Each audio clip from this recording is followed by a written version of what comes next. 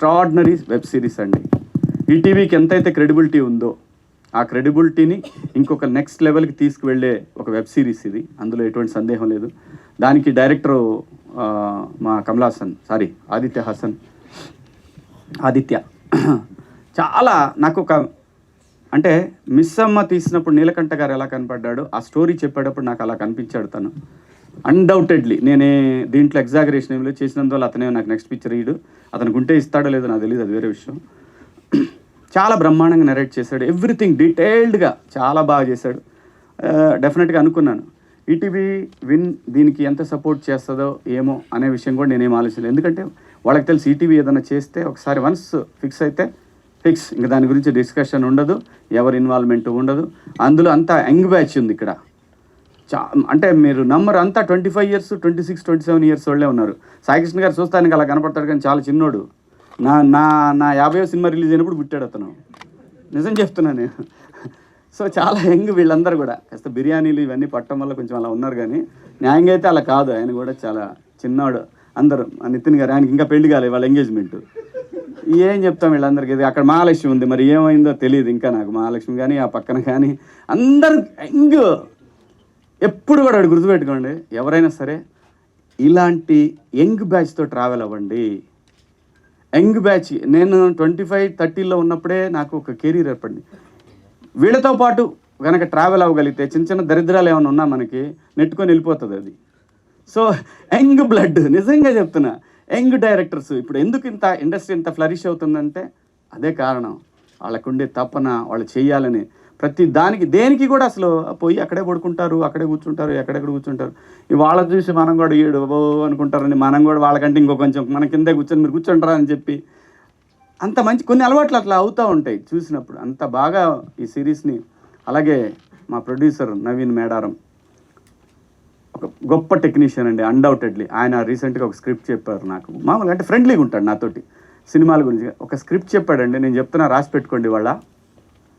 అది ఒక next level film Telugu సినిమాకి. ఆయన చెప్పిన కథ తన విఎఫ్ఎక్స్, లండన్లో విఎఫ్ఎక్స్ మీదనే తను చాలా సినిమాలకు వర్క్ చేసి వచ్చాడు. ఆయన చిన్నోడు కాదు నవీన్ మేడారం. తను అన్నీ కూడా నాకు మొత్తం తన విఎఫ్ఎక్స్ చేసిన సినిమాలు, ఇంగ్లీష్ సినిమాలు లిస్ట్ ఇస్తే షాక్ తింటాం, ఎగ్జాగరేషన్గా ఉంటుంది. So very good technician. తాను ఈ స్క్రిప్ట్ని యాక్సెప్ట్ చేయటం అనేది డెఫినెట్గా ఆయన అంటే కథని జడ్జ్ చేసి కథ బాగుంటే ఆడుతుందని నమ్మి దీన్ని ఒక ప్రొఫెషన్గా తీసుకొని ఇంకో కుర్రోడికి లైఫ్ ఇవ్వటం అనేది ఇంకో డైరెక్టరు, అది హ్యాట్స్ ఆఫ్. డెఫినెట్గా నవీన్ గారు హ్యాట్స్ ఆఫ్ అండి, చాలా బ్రహ్మాండంగా. అలాగే మా కెమెరామెన్ అజింబాయ్ ఏడి తోపు, తమిళ సినిమా ఏం బిర్యానీ అది మంది, కడసల బిర్యానీ, తోపు ఫిలిం, తోపు కెమెరామెన్. అలాగే ఇప్పుడు గూఢచారి 2 ఆయనే కెమెరామెన్. సో ఇంకా ఆయన గురించి చెప్పాల్సింది పెద్దగా, ఆ ఫిలిమ్స్ గురించి చెప్తేనే మనకు అర్థమైపోద్ది. గొప్ప టెక్నీషియన్. అదే కుర్రోళ్ళతో ట్రావెల్ అయ్యటమే బెటర్ అని నాకు బాగా క్లారిటీ వచ్చేసింది. ఏదోటే మన మీద ఉన్న గౌరవంతో లాక్కొని పోతారని కూడా అర్థమైంది నాకు.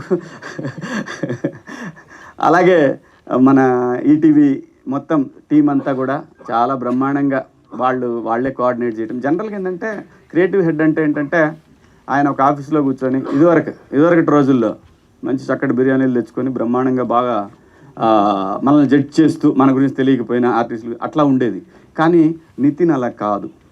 ఆయన ఫస్ట్ డే నుంచి నాకు ఫోన్ చేసింది ఆయనే ఫస్ట్, అసలు యాక్చువల్గా ఈ కథ గురించి ఫస్ట్ డే నుంచి ఈ ప్రాజెక్ట్ కానీ అలాగే ఇంక మిగతా ప్రాజెక్టులకు కూడా తనంతా డెడికేటెడ్గా వర్క్ చేసే ఒక టీం దొరకటం డెఫినెట్గా చాలా లక్. ఈటీవీ విన్ యాప్కి డెఫినెట్గా మంచి టీం దొరికింది. సో ఈ సిరీస్ని కనుక అందరూ యాక్సెప్ట్ చేయగలిగి ముందుకెళ్ళగలిగితే తెలుగు సినిమాలో, తెలుగు ఇండస్ట్రీలో మనకి ఎట్లాగైతే ఓటీటీ ప్లాట్ఫామ్స్ అంటే ఓన్ తెలుగు ప్లాట్ఫామ్స్ తెలుగు వాళ్ళు స్టార్ట్ చేసిన లైక్ ఆహా, లైక్ ఇప్పుడు ఈటీవీ విన్, అలాగే ఈ సిరీస్కి మ్యూజిక్ చేసినటువంటి సురేష్ ఎంత బాగా అంటే ఒకటండి, నీ టాలెంట్ ఫస్ట్ కాదు, నీ బిహేవియర్ ఫస్ట్. అది మిమ్మల్ని ఆఫీస్ దాకా, ప్రొడ్యూసర్ దాకా తీసుకెళ్తుంది. సో ఆ బిహేవియర్ ఎలాగుందో దానికి 10 times తన వర్క్ డెఫినెట్గా అంత బాగుంది ఈ సిరీస్లో. అలాగే ఆర్ట్ డైరెక్టరు ఈయన మాకు ఇప్పుడు కాదు 70s నుంచే తెలుసు. మా సినిమాలకు చేశారు వీరు కూడా. సో మొత్తం 70s నుంచి 90s దాకా గట్టి టీమే ఉంది దీనికి. సో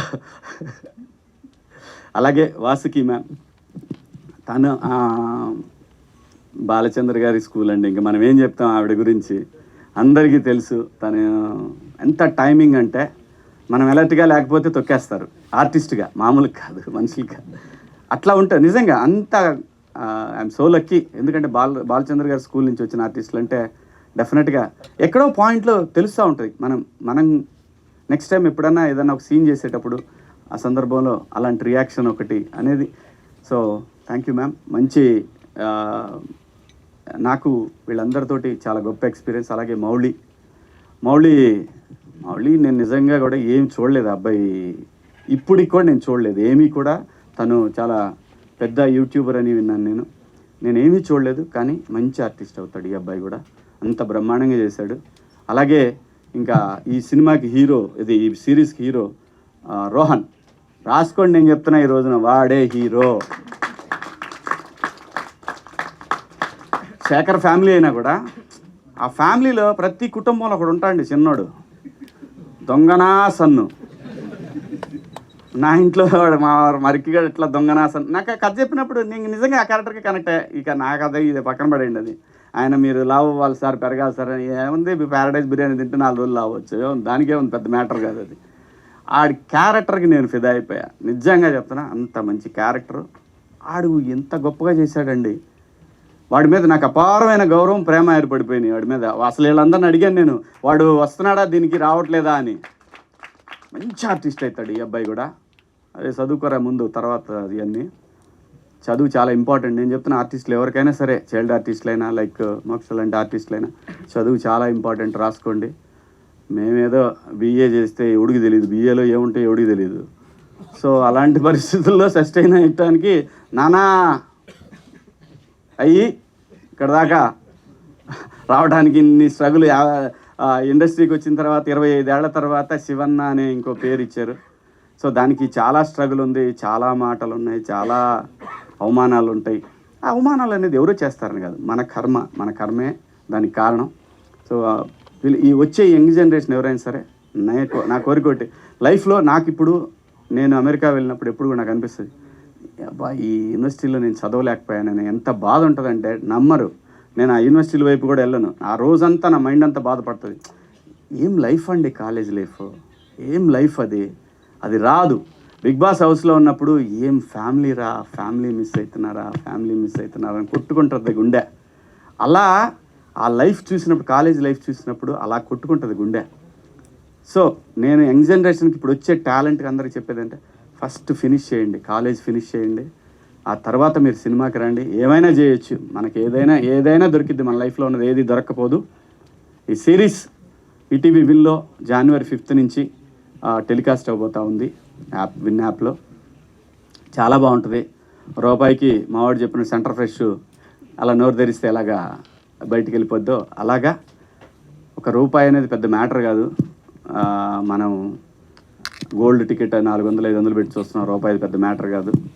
కానీ ఈటీవీ అనేది ఒక క్రెడిబుల్ సంస్థ. వాళ్ళ నుంచి వచ్చే ఈ యాప్ డెఫినెట్గా తెలుగు వాళ్ళందరూ కూడా డౌన్లోడ్ చేసుకుంటారు నాకు తెలుసు. అలాగే బయట ఉన్న తెలుగు వాళ్ళకి కూడా నేను చాలామంది చూశాను. ఈటీవీ విన్ యాప్ నాకు ఇక్కడికంటే బయట దేశాల్లో చాలామంది డౌన్లోడ్ చేసుకున్నారు. అది విచ్ ఇస్ గ్రేట్, ఎందుకంటే బ్రాండ్ వాల్యూ అది. సో ఆ వాల్యూకి తగ్గట్టు ఈ సిరీస్ కూడా ఇంకో లెవెల్కి లేపే విధంగానే ఉంటుంది. అలాగే ఈ వెబ్ సిరీస్కి పనిచేసిన ప్రతి టెక్నీషియన్కి, అలాగే ప్రతి ఆర్టిస్ట్కి, అందరికీ కూడా పేరు పేరున థ్యాంక్స్. అలాగే మా ఈటీవీ విన్కి పనిచేసినటువంటి క్రియేటివ్ టీమ్కి, అలాగే మార్కెటింగ్ టీమ్కి, అందరికీ, ప్రతి ఒక్కళ్ళకి, మీడియా మిత్రులందరికీ, మీ అందరికీ కూడా పేరు పేరున ధన్యవాదాలు. Thank you. మీకు అవకాశం ఉంటే ప్రమోట్ చేయండి దీన్ని కూడా. వాళ్ళు మళ్ళీ స్ట్రైకులు కొట్టకుండా నేను చూసుకుంటా, మీరైతే ప్రమోట్ చేయండి ఈ సిరీస్ వరకు. అదో హింస ఉంది వీళ్ళతోటి. ఈ కంపెనీలో చేరిన తర్వాత నాకు తెలియదండి, నా డ్యూటీ కొట్టడమే అంటాడు. వాళ్ళు చెప్పినా ఏండో, కానీ ఈసారి గట్టిగా చెబుతారు. మీరు ప్రమోట్ చేయండి, మంచి సిరీస్, చాలా బాగుంటుంది. మీరు చేస్తే నెక్స్ట్ సిరీస్ని నెక్స్ట్ సిరీస్లో నన్ను చేస్తావా అని అడిగాడు. నేను ఫాదర్ ఇచ్చిన నా లవ్ స్టోరీ తీయి, దాంట్లో చేస్తానని చెప్పాను. మేబీ తీస్తాడేమో తెలీదు, అతనికి ఉంటే చేస్తాడు ఖచ్చితంగా. Thank you so much.